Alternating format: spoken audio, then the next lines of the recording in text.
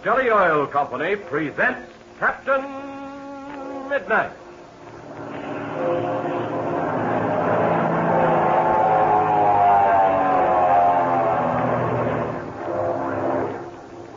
Captain Midnight, brought to you 3 times each week by the Skelly Oil Company, Skelly Choppers and Dealers. See, we have another swell treat for you tonight. You all seem to enjoy hearing from Captain Balfour so much last week that I told the captain we'd like to hear from one of his own student pilots there at the Spartan School of Aeronautics. Well, it was no sooner said than done. So here's young Henry Rankin, flying student from the Spartan School of Aeronautics in Tulsa, Oklahoma. Where's your home, Henry? I live in Gastonia, North Carolina, sir. Gastonia, North Carolina? Yes, sir. Well, listen, Henry, if you live in North Carolina, how'd you happen to choose the Spartan School of Aeronautics way out in Tulsa? Oh, that is easy. I'd heard of the Spartan School for years. It's one of the best flying schools in the country. It's fully government approved, and they teach all branches of aviation, so a student isn't limited to just one phase of the industry. Well, you seem to have some good reasons, all right. By the way, are you a member of the famous Dawn Patrol there at the Spartan School? Yes, sir. Every student pilot in the school is a member of the Dawn Patrol. I think it's one of the greatest flying clubs in the country. The biggest thrill of belonging to the Dawn Patrol is going on one of our big cross-country flights when we start out with as many as 15 planes and hop off for some city 500 or 600 miles away. Say, boy, that must be a thrill. By the way, I understand you're training pilots for Uncle Sam there at the Spartan School as well as private flyers. Yes, that's true. We have a staff of 50 instructors and 67 training ships for the use of a student pilot. Say, I had no idea the school was that large. Oh, yes, and that's not all. We have 17 modern buildings and 5 separate flying fields. Well, boy, I can see that's really some air school. But tell us now, Henry, what part of your student training do you like best? Well, of course, the actual flying is the most fun. But all the work is mighty interesting to anybody that believes in the future of aviation. We study radio, navigation, meteorology, airplane mechanics, and even learn all about airplane construction there at the Spartan factory where they make those famous Spartan monoplanes. Well, you certainly should be well trained when you graduate from the Spartan School. Say, when I buy my first plane, maybe you can be my chief pilot. Okay, Don Gordon. And we'll use nothing but Skelly Aeromax gasoline and good old Skelly Tagaline motor oil, just like we do down at the Spartan School. All right, Henry. Boy, it's a deal. Thanks a lot for coming up here tonight. And I'm speaking for every Flight Patrol member when I say happy landing. And now to Captain Midnight. The famous pilot constructed a revolving antenna with a circular base on which are marked the points of the compass, in the hope of discovering which direction the mysterious radio signals are coming from. As our adventure opens today, the scene is late at night outside the workshop of Senor Paredes' hacienda. Captain Midnight, Chuck, and Pablo are gathered around the crude apparatus which Captain Midnight and Chuck have made. The sound of a voice speaking indistinctly is heard coming from the radio. Listen. What can we do, me Capitan? There's only one thing we can do, Pebbles. We've got to get this radio tuned sharper. Now then, Chuck, here's what you do. I'll see if I can tune it in clear, and if I do, you turn the volume up while I rotate the antenna. Right you are, Captain Midnight. I just can't seem to get it on the nose. Well, the whole trouble is it requires a too sensitive setting. Yes. Oh, listen to that. It's much better now. Now we're getting somewhere. Quiet, now, quiet. I'll see if I can improve on that. No, that won't do. I should have left it where it was. Help. We must have help at once. Injured man needs attention. Our location as follows. Well, why does he not continue? Oh, he is continuing, Pebbles, but we can't hear him. It must be Major Steele or Bud Conley. No one else would be using that wavelength. Well, I'm going to give this thing a rest. I'm going to cut the switch. Now, we'll look at this antenna, and we'll make some calculations. I saw you moving the antenna. Did you get the position where the signals came in loudest? Yes, as well as I could. Didn't have much time, though. Oh, see, the time was very short. The voice came in, and then it goes. What kind of a reading did you get? Here it is. Here, take a look at it. Jiminy crickets. It's almost straight north. No, wait, Chuck. No, it's a little bit east of north. Now, look. I have the base marked in units of 10. You see? It's almost at 10 degrees. No, not exactly. I'd say that 12 would hit it closer. Mm-hmm. Yeah, that's just about it. All right, we'd call it 12. Oh, but me amigos, I do not understand. Well, it's like this, Pebbles. I turned this antenna until those signals came in loudest. Then I left it that way. Upon reading the degrees at the base, we find out the exact direction from which those signals were coming. Oh, that's the wonderful thing. Now you know the direction in which to fly. Mm-hmm. That's the whole thing, Pebbles. Well, it may not be exact, but it's as close as we can get with what we have to work with. Now, where's that map we were looking at? Oh, here's the map. Oh, fine. Now. Spread it out on this table. There. Now then, let's see what kind of a direction 12 degrees would be. Mm-hmm. Oh, wait, there's a board with a straight edge over there, Pebbles. Hand it to me, will you, please? Well, see me, Captain. That's it, thanks. Now then, here we are at Senor Paredes Hacienda.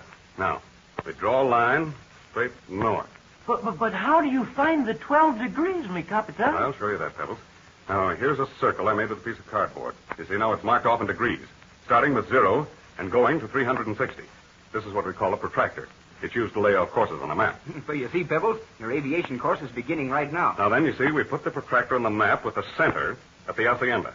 The 0 point, or true north, is turned so it coincides exactly with the true north line on the map.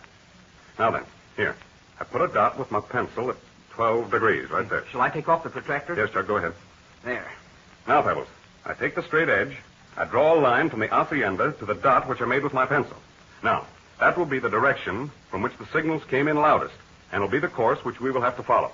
Gee, when will we start? Well, at daybreak, and let's pray for good visibility, because that's something we've got to have in order to do any good. Oh, please, mi Capitan, I should like very much to go with you. Oh, listen.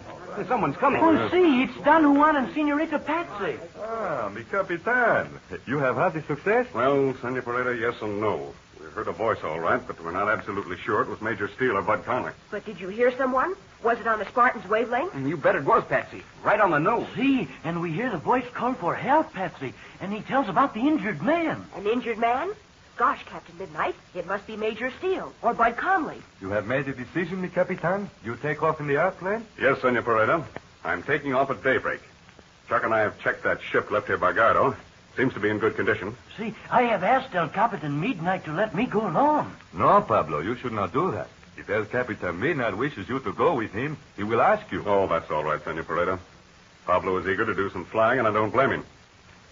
Yeah, but the more I think of it, the more certain I am that we'll have to leave him behind. Oh, it's the big disappointment, El Capitan. No, Pablo, you must not say that. You should have not asked me in the first place. Oh, now you'll have plenty of chance to do some flying later on, Pebbles.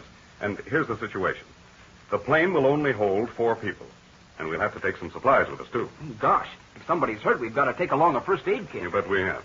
And we've got to be prepared to camp out if necessary. But who are going, Captain Midnight? I'll answer that, Patsy, by outlining what we need. Now, we're going to fly a course that at best is none too accurate. We'll have to fly high, and I need 2 persons, one on each side, to watch over the side of the ship.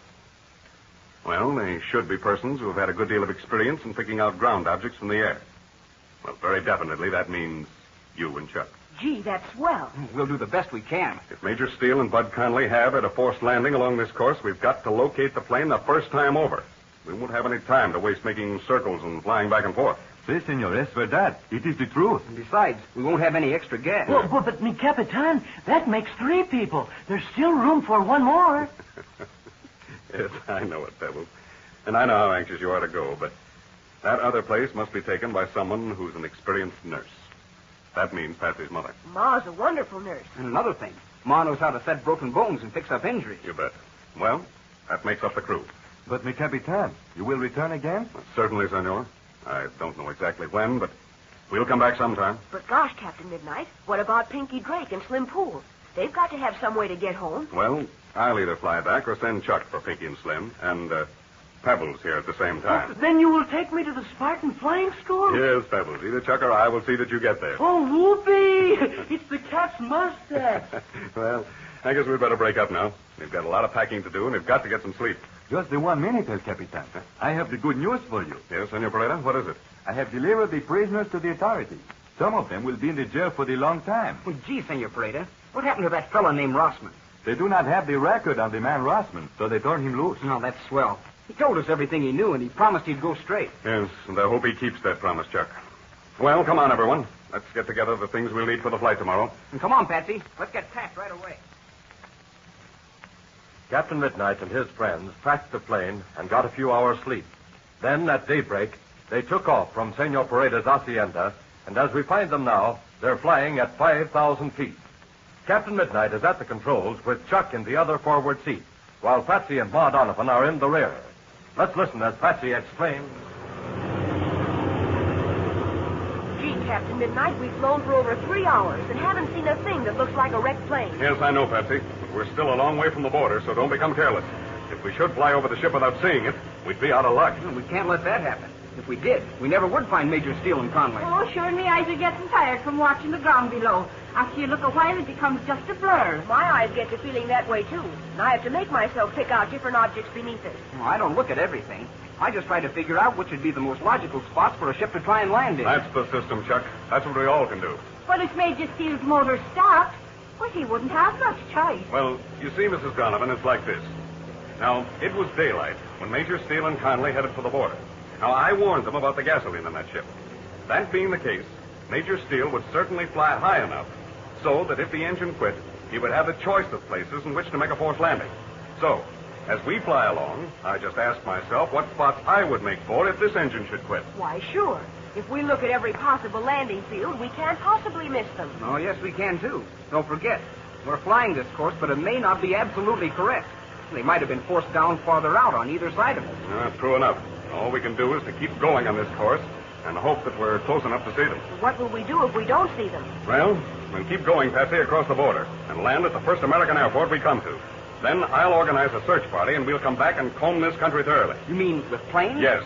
I'll get so many ships in the air that one of the pilots is bound to see them. And you can set up radio listening posts to try to get those signals again. Yes, Patsy, we can do that, too.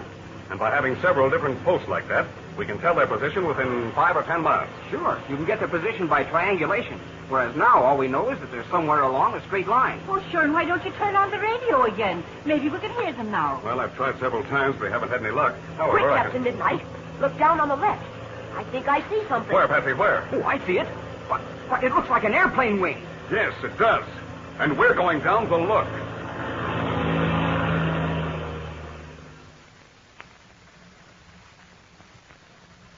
Well, what have Patsy Donovan's keen eyes picked out? And is it, as Chuck Ramsey has exclaimed, the wing of an airplane? Has Captain Midnight's crude apparatus led them to Major Steele and Bud Conley? Listen Wednesday and find out. Tune in to Captain Midnight. Say, wasn't that something to hear from a real flying student from the Spartan School of Aeronautics? Gee, who knows? Maybe some of you fellows and girls will be going to that famous flying school yourself someday. But now, I want to tell you about the big treat that's in store for us tomorrow night. You see, every single member of Captain Midnight's 1940 Flight Patrol is going to receive, absolutely free, a great, big, beautiful... Wait a minute, Mr. Gordon. Mum's the word. What? Oh, I can't tell him, huh? Say, come to think of it, that's right. Well, you listen to the next adventure of Captain Midnight, and I'll tell you all about it first thing, I promise. And oh, boy, is it some surprise. You just wait and see. It's for every member, and it's absolutely free. So don't forget, tune in again Wednesday, same time, same station, for further transcribed adventures of Captain Midnight. Brought to you every Monday, Wednesday, and Friday by the Skelly Oil Company, Skelly Jobbers and Dealers. Have Major Steele and Bud Conley been found? If so, have they been rescued in time? Or is this one of Ivan Shark's planes? Be sure to listen Wednesday. Until then, this is Don Gordon, your Skelly man, saying goodbye and happy landing!